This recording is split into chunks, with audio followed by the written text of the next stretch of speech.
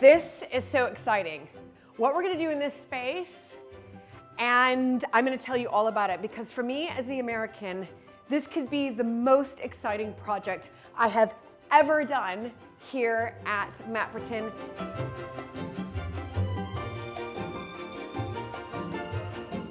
So, it's so exciting. So welcome to the library, everybody, at Mapperton. And this library is filled with history. So you can see here, we've got the first Earl of Sandwich's journals. So he is the reason that we are the Sandwich family. He brought Charles II back from exile and then was given the peerage, Earl of Sandwich. We even have some of the fourth Earl of Sandwich's journals here. He's the reason that we eat the sandwich today, because he put his piece of beef between two slices of bread so he wouldn't get his political papers dirty. Anyway, moving on. There's a lot more amazing characters within the Montagu family, and one of them, many of you know, I am researching right now. She is the subject for my dissertation for my master's in country house studies, and that is Alberta Sturgis Montagu, the 9th Countess of Sandwich, who was an American just like me, who came over during that really popular period called the Gilded Age. Because she's the subject of my dissertation, and it's really garnered a lot of interest, she's really this unknown American heiress. We've discovered that we have the largest collection of letters, journals, diaries of our American heiress in the entire world, basically. We think approximately 12,000 letters around. I mean, that's pretty incredible. She saved everything. That this year we are going to do an exhibition. So yes, the house here at Mapperton is open to the public from the season from April 1st till the end of September. We get lots of people coming to visit and doing an entire tour of the house. But this room sometimes is open, sometimes is not. But last season we had closed off this room, and this season we're opening it up because this space is going to be the Alberta space. So I'm really, really excited. So I've been collating materials now. Obviously, she's left us with this enormous collection. Like I said, the largest American heiress collection ever. And now I've got to work out what I want to do in this space. It's going to start out as a small exhibition because it's our first time doing it. But what I'd like to do in the library is, number one, I'd like to repaint it. So I'm going to be looking at repainting it, but also we've got to be able to have sort of exhibition furniture, really, if you like, in order to showcase Alberta. And what does the public want to see? And I think in particular, the public will want to see, I know I wanted to see it, her diaries. But unfortunately, her diaries are in such a bad state. Not the writing, but the overall cover. They're really, really fragile. And so I need to show them to you. And then well, it's exciting because they're going to be repaired, but they're going to be repaired by me. So come on, let's go through here. And those of you who are new to the channel, Alberta is right up there at the very, very top, and that's an Ambrose McAvoy. He was really the society painter of that period, that, you know, what I would call the Gilded Age period, because I'm American, but of that period. And there's a beautiful McAvoy painting of Alberta up there. She had gorgeous auburn hair. So what we're walking through right now, this is the Great Hall for those of you who are new. So when you come on a tour of the house here at Mapperton, you will then be able to also go into the new exhibition space in the library all about Alberta. Heading into the library. Now this is my secret door here into the muniment room. There's actually three, the muniment room is tiny, but there's actually 3 doors leading into the muniment room. Here's one from the dining room into the muniment room. Then of course there's that door straight ahead that leads into the church. And then there's that door over there that leads into sort of the back of the house. What I want to show you are some of Alberta's journals that I want to be able to display, and they will be put in a display case. Talked about that in a second. But however, they're incredibly, incredibly fragile. So this was her journal that she wrote. You can see the dates here. The first entry is April 29th, 1899. I mean, this page is completely off. It's starting to fray, well, even more than fray at the edges. And that's one diary that I'd like to put on display after it being repaired, which I'll talk to you about in a second. The other diary, again, this one was written when she was 11 years old. So if we look at this, it was started in 1887. So again, she was born in 1877. So she's 11 years old. 11 years old. And this one, you might think, well, that's in all right shape, except for the spine.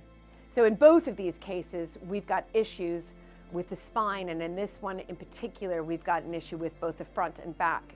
However, to have these repaired are extremely expensive to have them repaired. So I have been doing a lot of YouTubing myself on how to repair spines and even to repair covers. So one of the things that I should say, hobby I've decided to take up is to learn not only how to repair spines, but also eventually I hope to learn how to bookbind.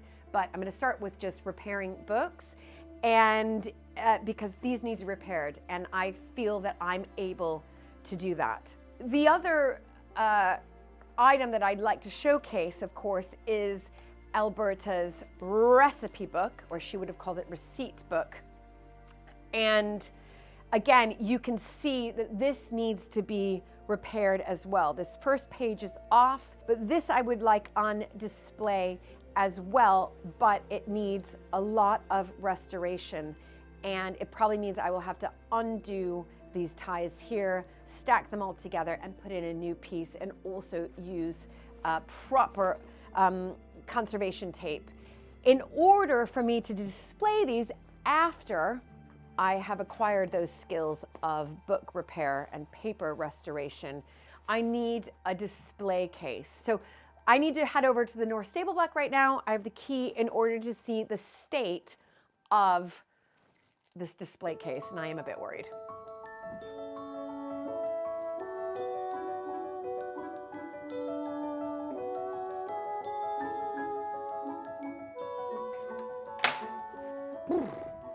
All right, heading to the North Stable Block. It's beautiful sunny day, but there is a chill in the air. You probably wonder why I wear fingerless gloves and hats all the time. Well, I'm still, after a couple of decades being in this country, I'm still not used to a cold house. So if the temperature needs to be kept down a little bit, I've got to warm myself up with fingerless gloves and a hat. All right, welcome to the North Stable Block. There's lots of treasures in here, but this is for now storage. This is the North Stable Block, and these used to be the old horse boxes. So where the horses, when we had horses, we never had them, but generations before us did, the old horse boxes. But now storage, and then hopefully eventually this will be a proper huge exhibition space. That's our goal, or part of it to be an exhibition space. Nice chair. Oh, speaking of, there is the display case. That's what I'm talking about. This has not been used since pre-pandemic. So, woo! Right. Now, I'm not going to be able to take it out today because it's quite heavy, but this chair, I'm definitely taking this. I'm going to restore this chair, everybody. This, you can see, is our display table. There's lots of space here. There's another half over there. It can open up quite easily. It's got lovely velvet in here. It just needs a good clean. And this is where I will be able to place Alberta's letters, but also this is where her diaries will go once I am able to restore them and conserve them. But I think this is a great starting place. It definitely needs somebody else and possibly 2 other people to help me carry it back into the library, and then I'll clean this all off. myself, but it's in pretty good shape.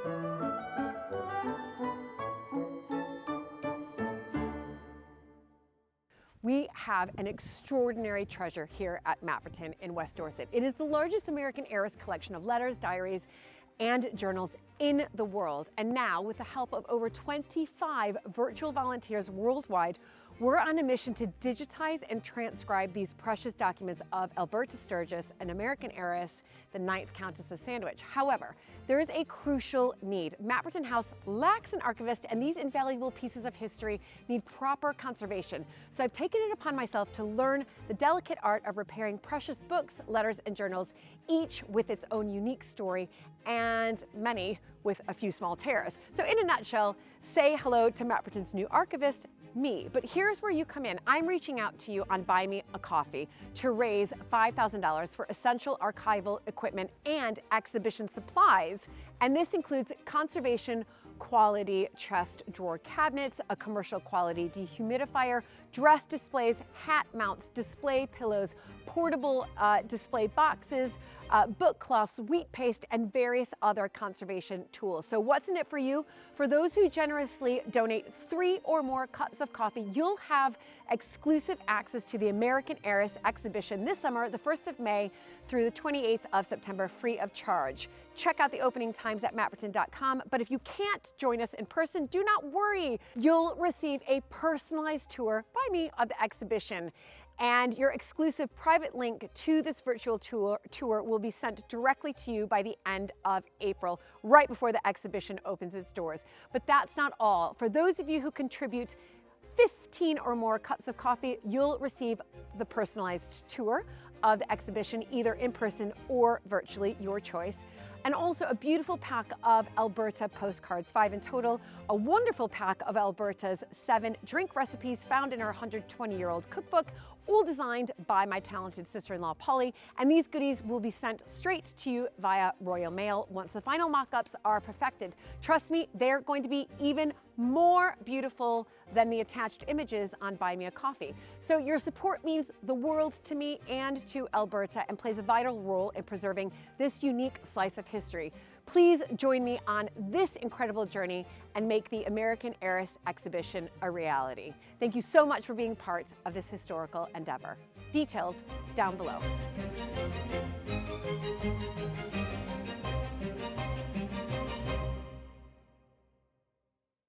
Today is an exciting day for me because this is where I do all of my research and archiving here in the Muniment Room. And about a year ago, actually it was pretty much a year ago to when I'm filming this, this room looked completely different. There was damp, it was a mess. 1 year on, it's a lovely place to work, and I have been doing lots of organizing. Now, however, the roof up above me is lead. It's over 100 years old, so obviously it's listed. We can't just replace the lead roof with like a slate roof. You can't. You have to do like for like. We have solved all of the leaks. However, what you see up above, I'm afraid, is from damp. Because the lead roof is there, it's been cold, it's been raining every day for like 8 weeks. I think we saw the sun maybe like 1 time in the past 8 weeks, and just an enormous amount of rain and wind. So this, for some reason, keeps coming down. Now, I fixed a bit of it over the holidays. You can see I sort of I didn't properly touch it up, but I had scraped it off, but more is coming off, and I suspect it's just because of the damp. I'm going to have to get back up there, scrape it off, put a Zinsser on, then I'm gonna put a water-based paint right here. I've ordered, look at, I'm ready to go. So I just want to say thank you to Mylan. This is the paint supplier that we've been using for the Muniment Room. So I've ordered 2 of these, and that's my paint Holland Park. And what we've done behind is we have this humidifier, which I just have to tinker with a tiny bit. And hopefully this humidifier is going to help with the damp that we are now experiencing here in the Muniment Room. So this order has just come, and I just want to say thank you to everybody on Buy Me a Coffee. I've also ordered these, and these are gel packs, and they help, again, to absorb moisture. So exciting, everybody, what I have in here.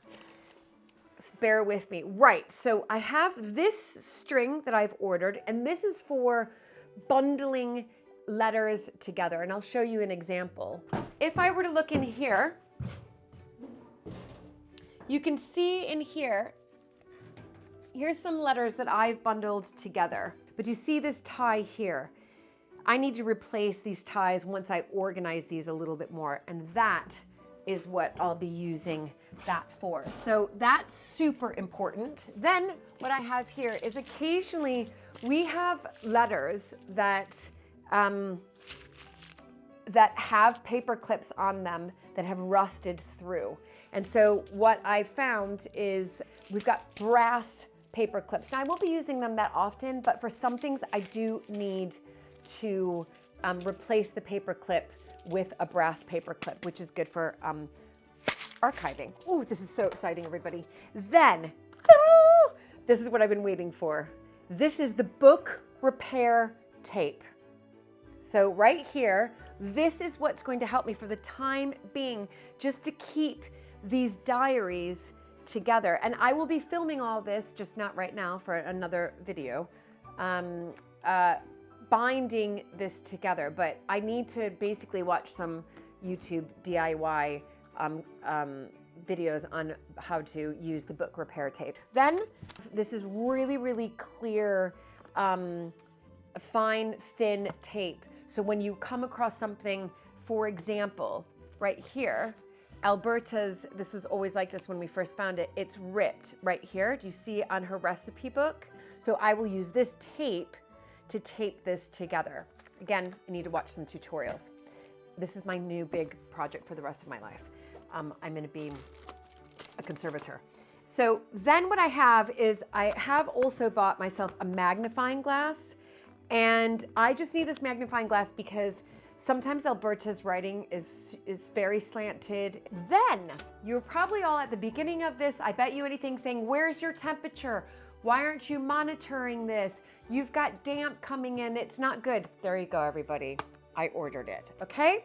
So I've ordered my digital thermometer, and again, I need to watch videos to understand how I need to monitor this. You guys are all gonna come along for the ride with me. Also, comment down below. I know I've got a lot of genealogists and archivists out there who watch these videos.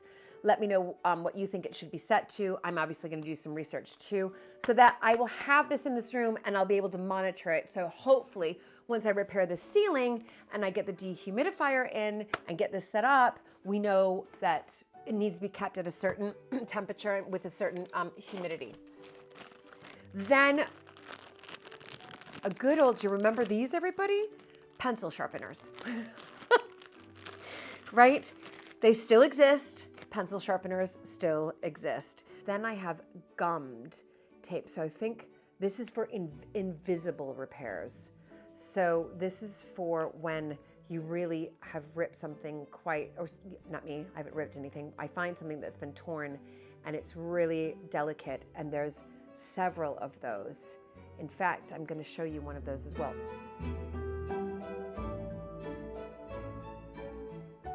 Now this, we discovered rolled up. You can see it needs some type of conservation done to it.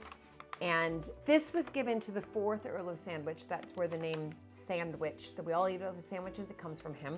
And this gives the lineage that our family was a descent of the royal family. And that's literally what it says, the descent of the Honorable John George Montagu, who was the 4th Earl of Sandwich, to the royal family. And so it shows how we are properly descendants of the royal family. There's little bits of tears in here, so I'm gonna be super careful, and that's when I can use it. But on the back, what's really special is it says, the Earl of Sandwich and Viscountess Hinchingbrooke, that's our title, and it's a present from the author. So this would have been done in sort of the mid 18th century probably, and given as a gift to the 4th Earl of Sandwich. I need to conserve this. This is really important, and fix those little tears here, those little tears, and then I'm going to frame it. So, and that's why it's in the safe, because it's special. So then what I have, oh, this is so exciting. Okay, oh my gosh, okay. You might not be as excited as me, but I'm going to be excited. So these are little plastic holders. Now, if you look around in particular on that case, it has like just sort of white labels that somebody's penciled in. I mean, I know what they all mean. And some of them have like 3 labels. We have done an entire inventory of everything that's in these boxes. Doesn't mean we've transcribed them, and they're not all Albertas. Obviously, some of them go back to the first Earl. But I want to be able to put on proper labels. So when you walk into this monument room, it has a proper label, yeah? Which I'm so excited about, and it's stuck on there. Now, that doesn't mean I'm gonna take off those labels because that's sort of part of the history, but everybody will know when they see my new label, that's the one to look at. And then I have the labels. So these labels, oh, I've got a swanky pen here. So I've got a good pen. So I'll probably, I'm not sure yet if I'm gonna handwrite. I've got decent handwriting. If I'm gonna handwrite the labels myself and stick them in there, or if I'll put them through a printer, unsure. But probably I will write them because this pen, if it gets water on it, it doesn't drip. So I've got 2 big boxes here. Whoa, I'm just gonna pop that to the side. So I have 2 boxes here, and these have envelopes that basically are archiving envelopes. So just like, for example, the George III letter from the video last week, once I'm able to conserve that a little bit, that could potentially, because it's a really special letter, could go in here. Same with the Queen Victoria photo. It wouldn't fit in there, but if I decide not to frame it, I can, because it's paper, I could stick it in one of these acid-free envelopes. I also have clear plastic ones as well to put in, but sometimes I think this might be better to use, or even just for important papers.